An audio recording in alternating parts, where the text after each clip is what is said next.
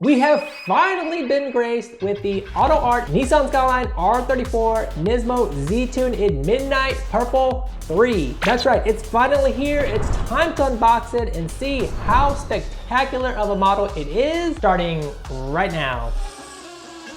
Here it is finally here, and you guys know how we have to start these things, so let's take it directly out of its box. AUTOart fans know you've got to pop this front open. Ooh, look at that, you've got it. This just shows you guys how to unscrew it off the base so that you can get the car off. Let's pull this bad boy out. Gonna have to cut it here and get the tape out the way. Cut the other side. And now we are ready for the reveal. Whoa, look at that beautiful piece of art. AUTOart always does a great job on this color, I feel. One of the few brands that knows how to get this midnight purple correct. Now, before we get into all the details of this and start opening things up, a little bit of a background. The AUTOart also came out with different versions of this NISMO Z-Tune. They've got the Midnight Purple 3, as you can see here. They also came out with a Bayside Blue, a Black Pearl, a Silver, and then a Bayside Blue with a carbon bonnet. So those are the different options. I'm not sure if they're going to be releasing some other ones, but then some of you old school OGs also know that AUTOart did come out with some other versions of the Nissan Skyline R34, especially the V-Spec 2 in a couple of different options with BBS LM wheels, and they also came out with the one with the factory setup and the factory spoke wheels. However, when it comes to the Midnight Purple edition, they've only done it in this NISMO Z-Tune and the V-Spec 2 with the BBS LM setup.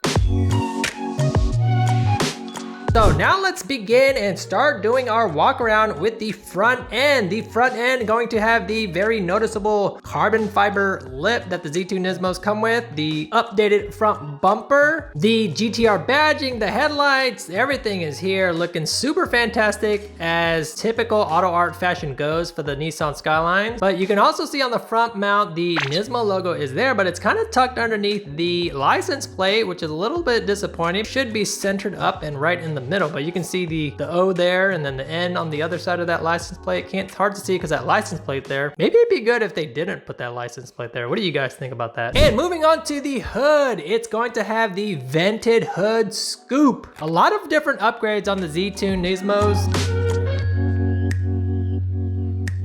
The front fender's gonna be updated to the Fender Flare version here. You can see it a little bit with the side profile right there. That's to accommodate the bigger wheels. So they do have a little bit wider setup on the front to be able to accommodate the offset or the width of the NISMO LMGT wheels, which we have right here in black. And then you can see the upgraded slotted brakes there. Big brake kit with the Brembos, multi-piston. You've got the side marker and GT logo badging right there. Continuing on to the side, going to have the lower valence setup right there. It's a little bit thicker than it is for the regular V-Spec 2 setups. And then the rear wheel setup, same wheel, big Brembo brakes, slotted, and you can see the nice little Fender Flare here for the R34 guys.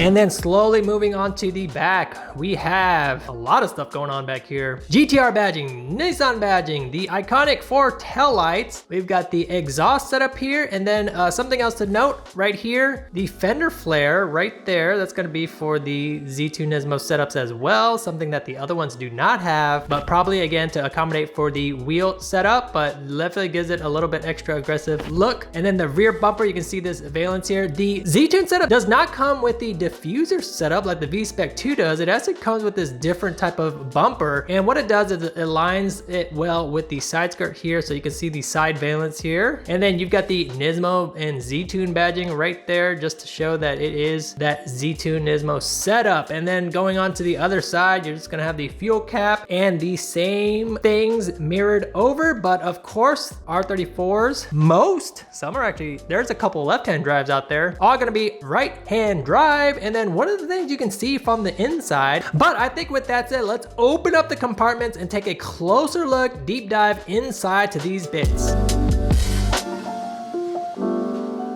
Okay, so now we have all the compartments opened in true AUTOart fashion. And remember guys, AUTOart is a composite diecast, but let's start where we left off, which was this interior. And as you can see, the NISMO Z-Tunes coming with that nice red and black Alcantara finish on the steering wheel. They've also got some on the door cards here, as you can see, kind of like the Civic Type R's. And then on the seat, you can see it in the center section of those nice little bucket seats that they've got. And then also the rear seat, you can see it right there. And then obviously on the passenger side, they're gonna have that door card in red as well, just like the one in real life. And then moving on to the trunk not gonna be anything too special. Nothing that's a notable difference between this and the other Nissan R34s, but definitely some nice carpeted trunk space that AUTOart always loves doing, just to give it that extra attention to detail. And then let's close this up and let's move on to the front. Now the engine bay is going to be a pretty iconic area, and what's really interesting about the engine bay is that you can see a lot of the differences of what a Z-Tune setup offers versus a regular V-Spec 2. And one of the things you know right off the bat is it's got these polished intake pipes. It's got a beefier strut bar, as you can see right there, and I actually thought that the valve covers are a different color too, more like a goldish color, but I don't know if they didn't get a chance to paint it or what, but I am pretty sure that the stock photos showed that as having like a goldish color valve cover. It wasn't the red valve cover either, so surprised that it actually ended up just being a matte black type of finish.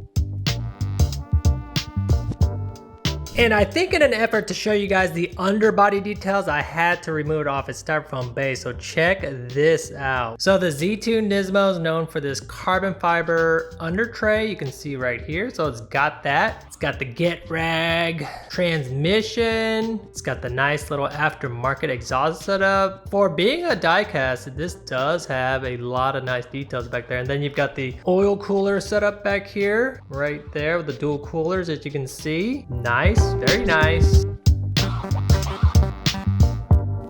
And last but not least, the price point for these bad boys, anywhere between $270 and $290 before shipping. The Midnight Purple 3 was a little bit higher in price as compared to its regular colored counterpart, but absolutely worth it to be able to get this finish like this. Pretty incredible to see, because it is one of the most rarest colors that you'll find on the R34s, because it got discontinued in 2002 when the R34 was also discontinued as well. Can't wait to see the other colors and maybe other color variants that they might announce. So we'll just have to wait and see what comes up next.